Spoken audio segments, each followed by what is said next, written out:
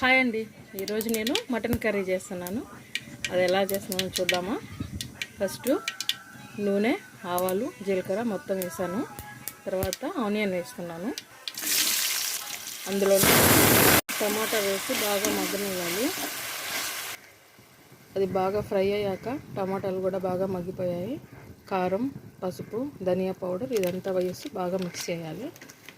అందులోనే మటన్ వేసేసి కొంచెం వాటర్ పోసి దీన్ని బాగా మగ్గనిద్దాము.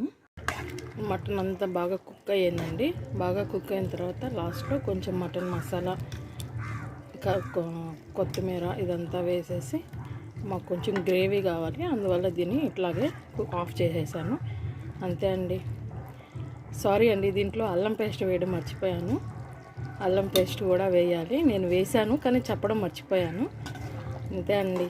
మీకు ఎలా అనిపించిందో ఒకసారి చెప్పండి, కామెంట్లో పెట్టండి. ప్లీజ్ అండి, సబ్స్క్రైబ్ చేసుకోవచ్చు కదా. బాయ్ అండి.